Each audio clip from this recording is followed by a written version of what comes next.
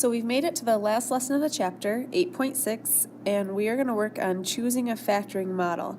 Basically, that just means figuring out how do we factor each problem. So there's today's dates, and we'll get started. So before we get into how to choose the right way to factor something, it's helpful to know if something has been factored completely. Anytime you're doing a problem, that's something you want to check for before you continue to the next problem. So here we have two factored polynomials, and we want to figure out if they're factored completely. And then if not, continue to factor it.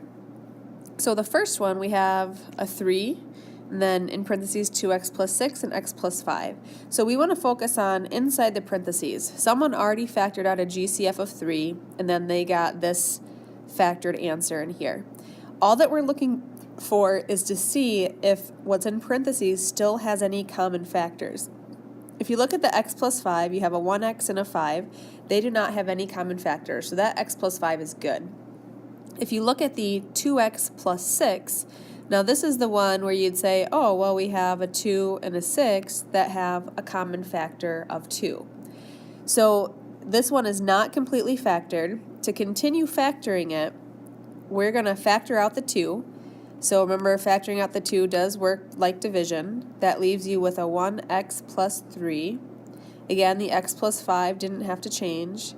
And then the question is, what happens to that 2 that we factored out of both of our terms? That just goes out in front of your parentheses. Well, you may notice that you already have a 3 there, so what do you do with the 2 and the 3? We end up multiplying those together, and we actually get a 6 out front. So this one is completely factored. Look inside the parentheses. X and 3 don't have any common factors. X and 5, no common factors, so we're good. Anytime that you factor something, that should be a check that you do. See if what you have left in parentheses have common factors. If you end up with something like a 2 and a 6, that means that you probably didn't take out the GCF from the beginning. You just took out a common factor, but not the greatest common factor. All right, so next one, 5x squared times x minus 1. Focus on the parentheses. Someone already factored out the 5x squared, so the question is there any more factoring to do? So inside our parentheses, x and a negative 1, do they have any common factors? And because they don't, this one is already factored. So we didn't have to do anything there. All right, so once we start throwing all this together, it's going to be helpful to have kind of some steps to follow on how to do your factoring. So we're going to kind of make a flow chart in our notes. When you start the problem, first thing you want to do is factor out the greatest common factor, if possible. You may not be able to, but if you can, that has to come out. That's always your first step of factoring now that we've learned about all the different types of factoring that exist. So factor out the GCF if possible. After you've done that, you have to see if there's any more factoring you can do. What we do is we look at how many terms do we have. You're going to have 2 terms, 3 terms, or 4 terms. Now, of all the terms that we have, if you have 2 terms, the only thing you have to check and see is it a difference of squares? If it's a difference of squares, then go ahead and factor it. Remember, that factors into the a plus b, a minus b. An example of difference of squares could be x squared minus 25. Difference means that it does have to have subtraction between your 2 perfect square terms. If you have 3 terms, now we've factored trinomials 2 different ways. Let me see if it'll let me, oh, there we go. If a equals 1, that means that you have just an x squared. There's no number in front of the x squared. All you do is you find factors of c that add up to b. That's from your 8.3 lesson. If a does not equal 1, which means maybe you have like a 2x squared, something in front of the x squared, that's just an example, you can guess and check, or you could do the alternate method that we learned. So maybe just write down whichever one you do. If you're a guess and checker, then that's what you can put. If you're alternate method, and maybe we can make a note that's where you do a times c, just as a reminder that that's what that method starts out as. If you're guessing and checking, whoops, oh man. All right.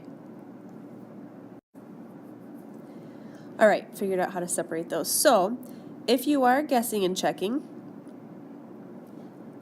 you can see if the outside terms are perfect squares. That came up in that intro video, and you can get that perfect square trinomial factored. That's just a helpful thing there.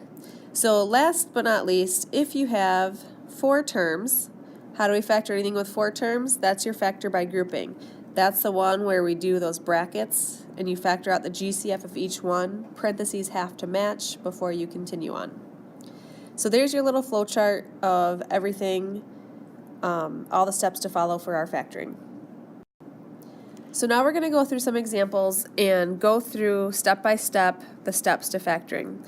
So first step is factor out the GCF.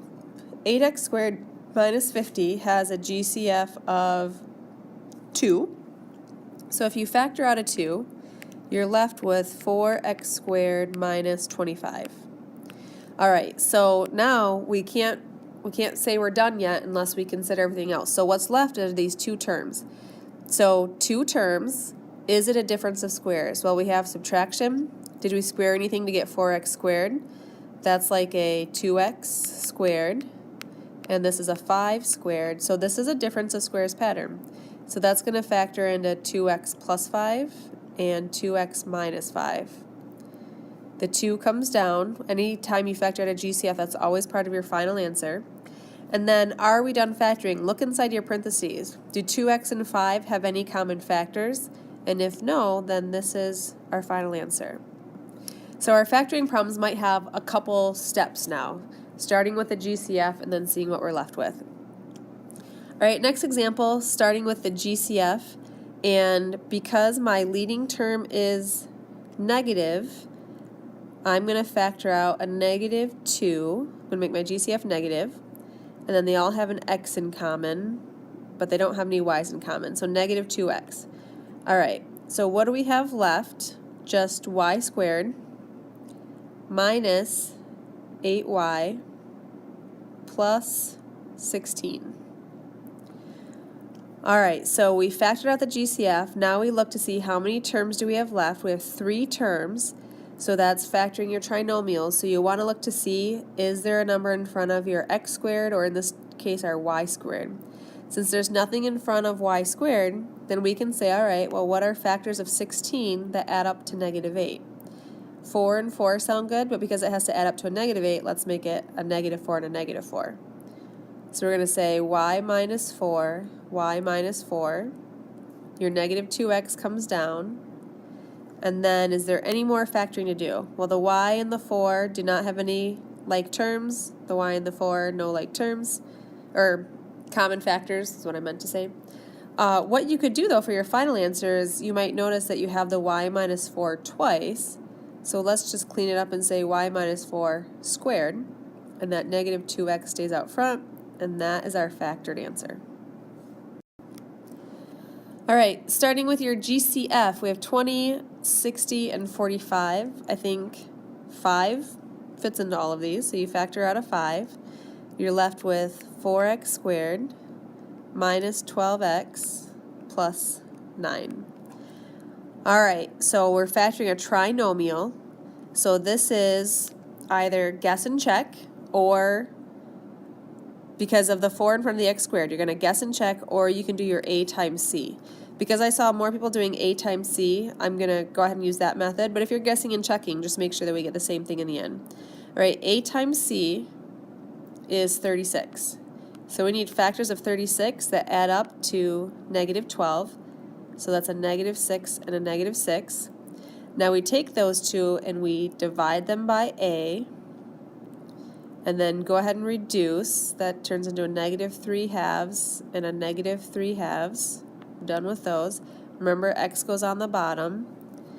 All right, so you have 2x minus 3, and then 2x minus 3. Your GCF, 5, comes down out front. Do your parentheses have any common factors? 2x and 3, or this 2x and 3? No common factors.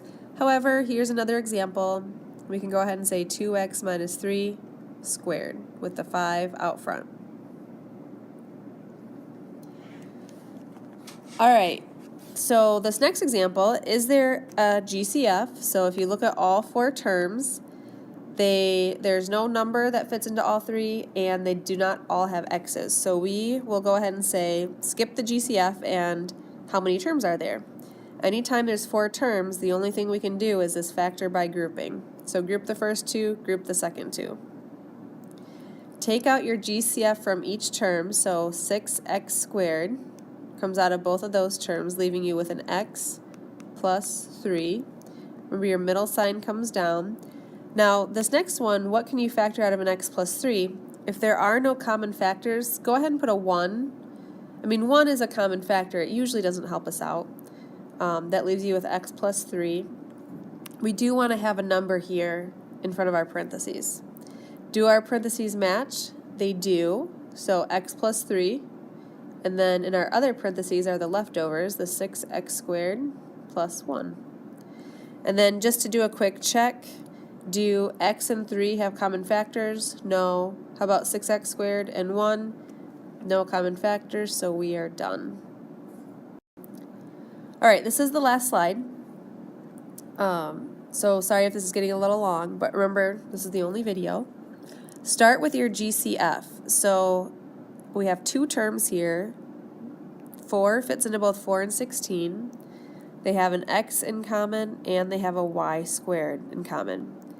Now when you factor that out, you're left with x squared minus 4.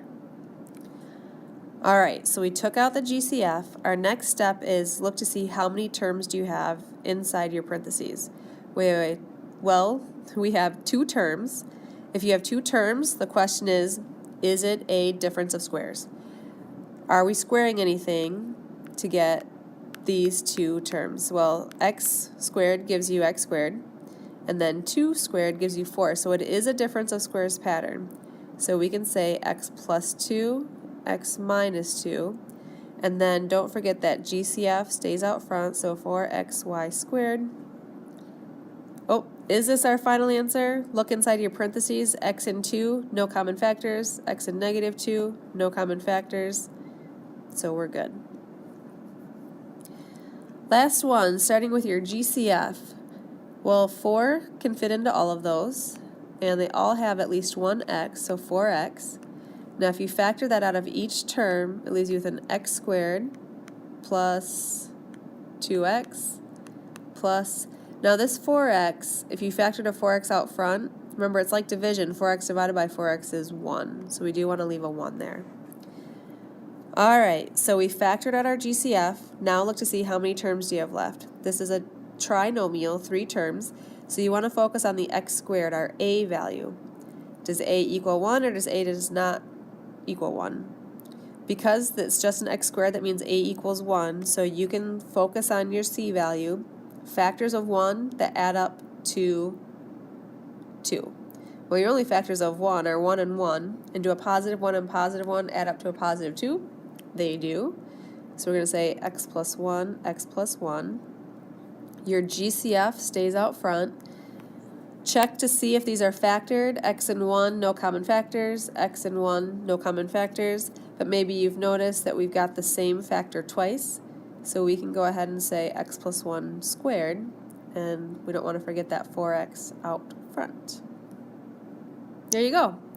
That's 8.6. It basically just combines all of your lessons into the same problems, and keep that flow chart out in front of you while working on homework. That'll help you just go step by step by step to know how to factor each one.